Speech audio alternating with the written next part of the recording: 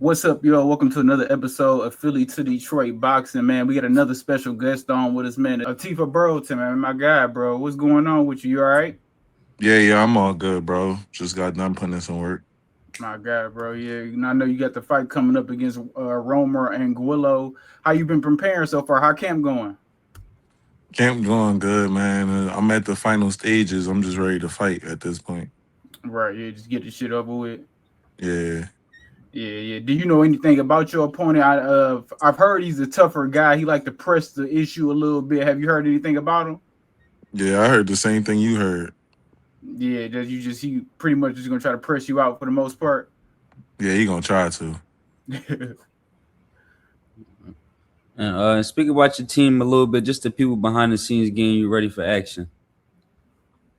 Such as my trainers Yeah, or just your trainers, like I said, the people just behind the scenes is action that help you get ready for your fights and things of that nature.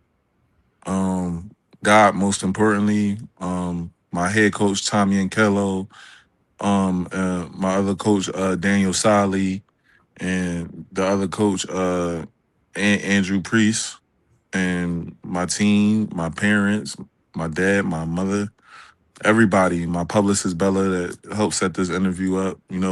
Everybody is much appreciated, and we all just one team, and we all at the end goal is want me to be number one, so we can be number one. No, absolutely. And then, could you tell us a little bit about working with Tommy and Kello, man? He's a pretty known figure in the boxing world. You know what he's talking about, man. What's it been like, just kind of getting experience and learning from him? It's like a cheat code, man. Like when I'm in the corner with him, I 100% trust whatever it is that he got to tell me. It's like he never told me anything that I didn't believe in, and we'll have a talk about it if I'm not even sure about something, and then we'll have that talk, and then he'll help me understand it, and then I'll go out there and just do it, and it'll be fine. So it's really like a real life cheat code. He pretty much just tell me what I need to do to carry out the game plan. Even sometimes he tell me to take a little gas off and relax more. So whatever is needed, whatever he see, he's on the side analyzing and downloading data about my opponent on the things I need to do to capitalize, and maybe I need to pick it up more, pick it up less. But he's there to put me in the right position and just tweak the little things. No, absolutely. Is this your first time fighting in Atlanta? No, it's my second time. I fought in Atlanta my last fight, May 9th.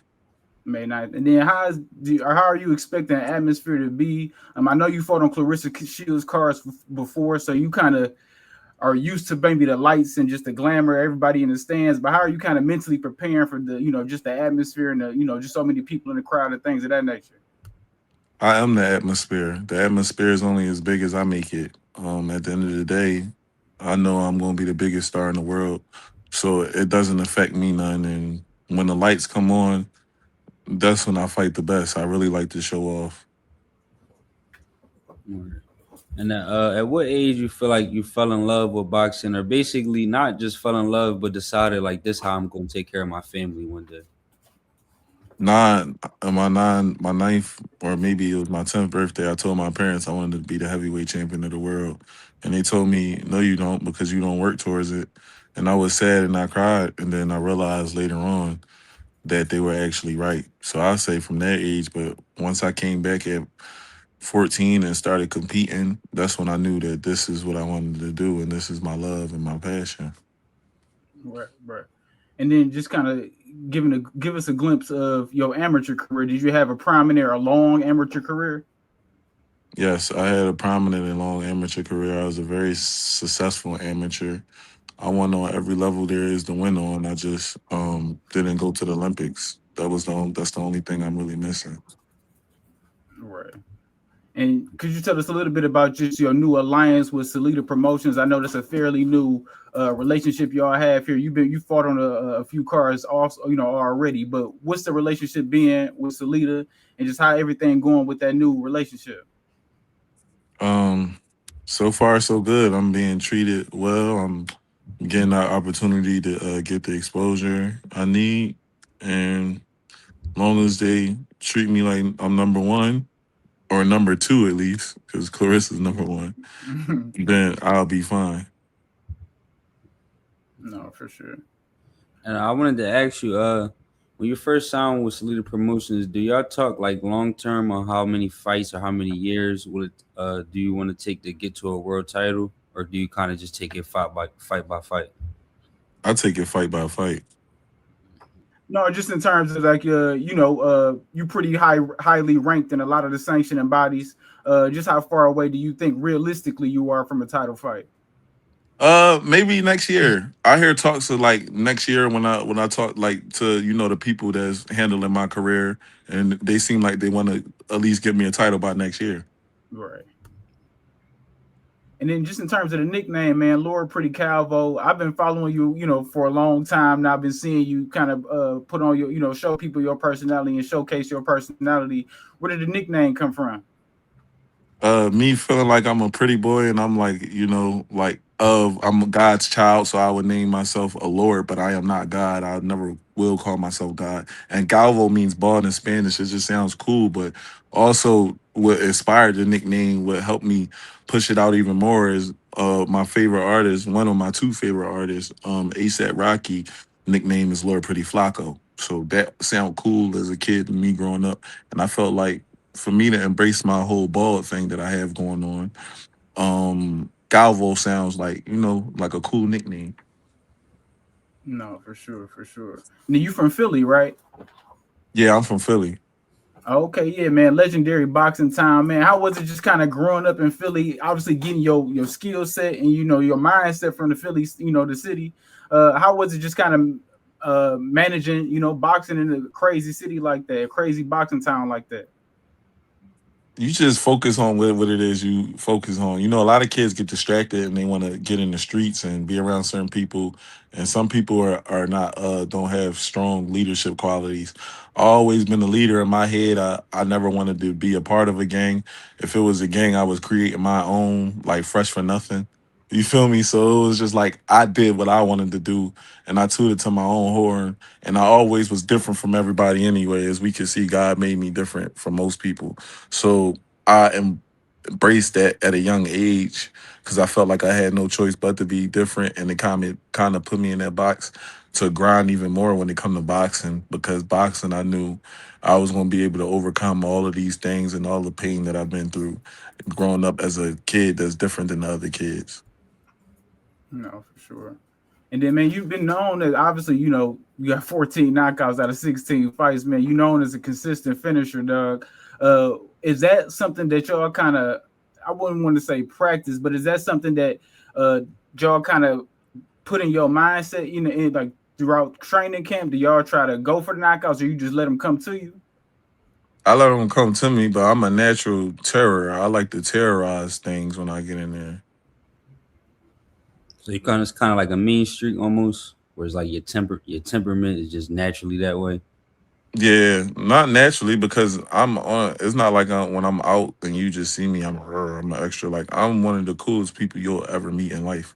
But it's just Mhm. something when I get in there and I fight, I hit that switch. Especially if I realize we in the fight. When I realize you hitting me back, and it's like, oh, you you fighting back. Then I get a bit angry.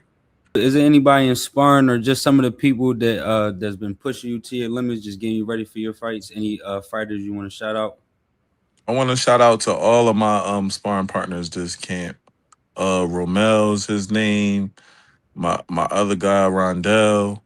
Um, Keontae Irvin, who's also my stablemate, Henri. Shout out to him. And shout out to my homeboy from Germany, Asali. You know what I mean? We've been putting in that work and they helping me get ready for Angulo. So I think I'm gonna shine like a diamond. That's funny because Diamond walking me out. That's crazy. I did see that, man. How did that come about too? How have you been kind of embracing a relationship with Zeus so far? Obviously, Diamond and Body walking you out. They got some of the baddies fighting on the card. How have you been kind of just embracing all the attention that Zeus is bringing? And just how fun has it been just working with them? Oh man, it's very fun, and I appreciate them allowing me to be a part of the show and allowing them to show the world who I am in my own right. Because when they see me fight, they might want to give me my own TV show on Zeus Network. That's how I'm carrying it.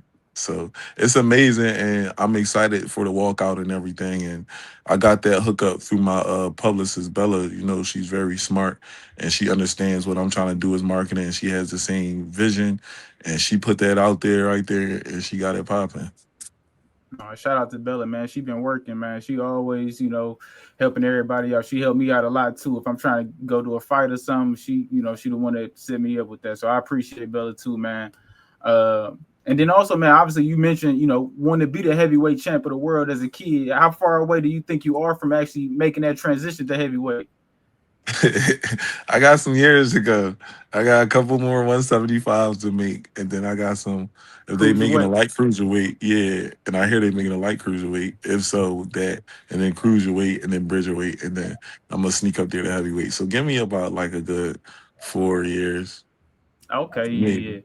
yeah. Or going back to the marketing, did anybody kind of have a talk with you and let you know it was important to market yourself and not just basically it's important to the work that you got to do outside the ring just as that you got to do inside the ring, or was that kind of just natural? That's just how you are, or did somebody instill that in you, letting you know that obviously fighting is one part, but you also got to talk to the media and get yourself out there and work for yourself and do your own promote yourself basically.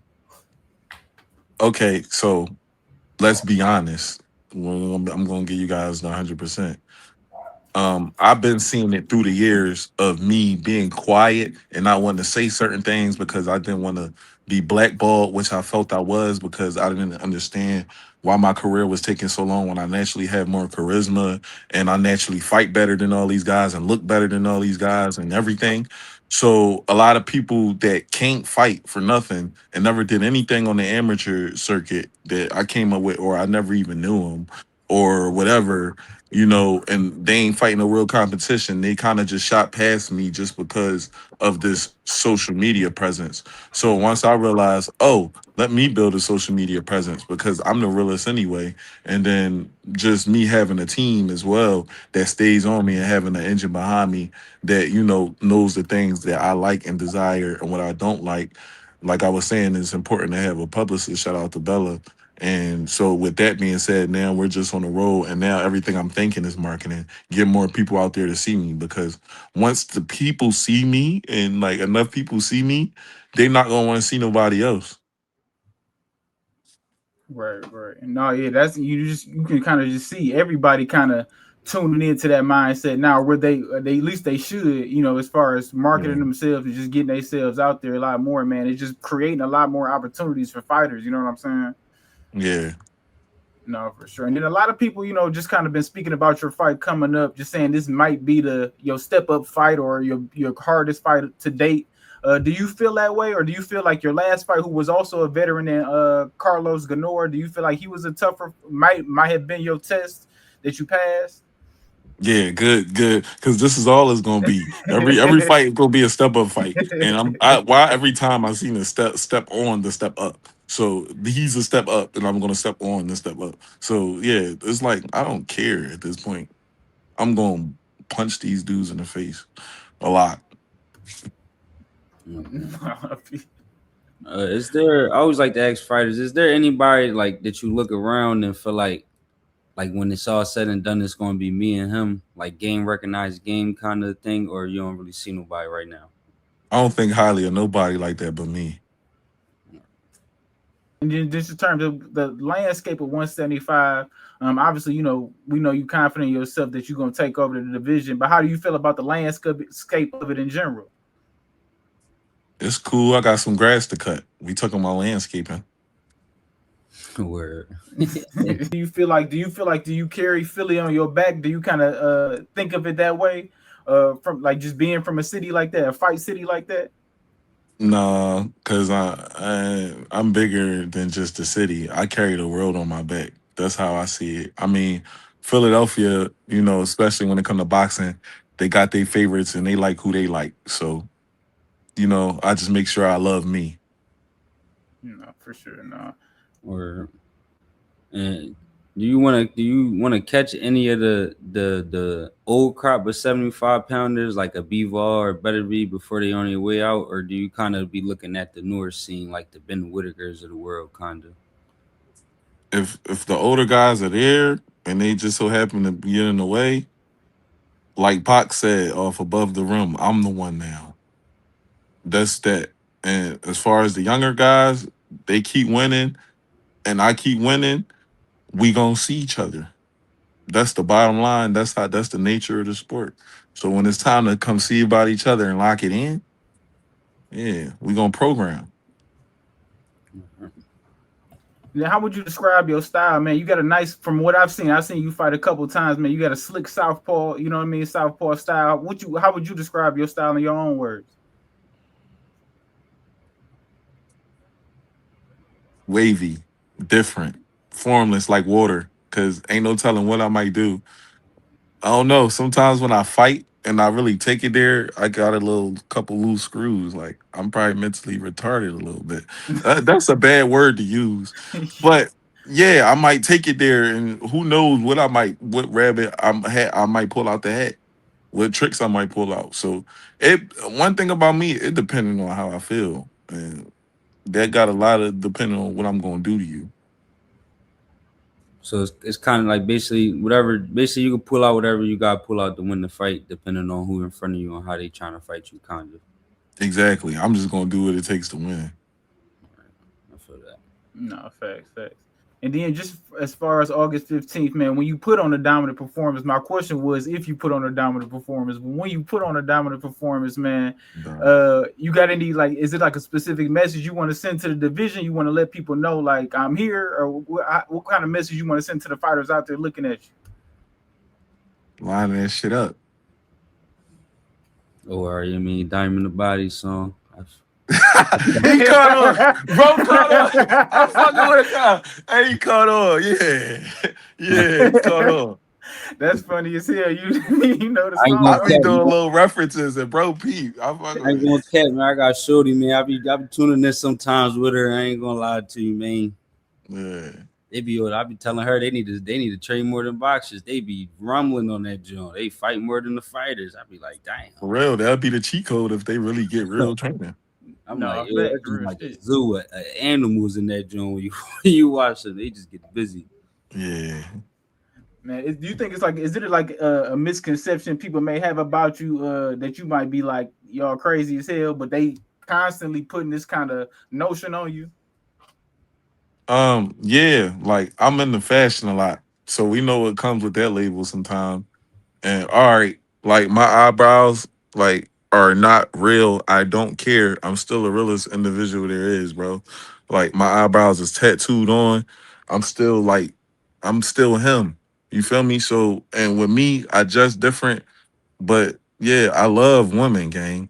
You feel me? So we ain't even gonna take it there. But like sometimes in the comments, I see some people have something, you feel me, to say. But it's just like, nigga, I feel like I'm a pretty boy, like I'm handsome. And so what are we talking about? I'm just 100% confident in who I am. So I feel like that's the only people like get misconstrued on like my fashion type part. But it's like at the same time, I don't even really care. But I'm just letting it be known. Right, fact. And like I kind of get that, like the ASAP Rocky or I kind of get that, like that vibe from it. I don't see that though. I don't like when people kind of say, I see what you're saying, like in the comments, is Yeah. I don't see it though. I'm like, I don't really. It's just like if you used to like, or if you see a lot of fashion guys, you know what you're looking at, I guess. Exactly, exactly, and like you said, you understand it. See, a lot of people don't understand it, and we come from like rugged places, like how you from Detroit and I'm from Philly. Everything ain't gotta be like hard, all Yeah, black, student all ass. And it's like time. I ain't gotta be the toughest guy to really be the toughest guy. You Right. see what I'm saying? So it's cool. No, yeah, especially from cities like ours, like my like bro right here, he from Philly too, so you kind of get that too. So it's kind of like everybody want to be the tough guy, or had his mean mug at 24/7 and all Yeah, this shit. exactly. Yes. Yep, y'all get it. And that's what people into. Like it's 2026. It's social media. Like people like wearing fashion now. Like people don't not just putting on basic shit no more. Like it was a time where certain stuff was in, where being basic, like wearing the basic stuff was in. Now it's a lot of other stuff that's in. So that's just Exactly. that's how I look at it.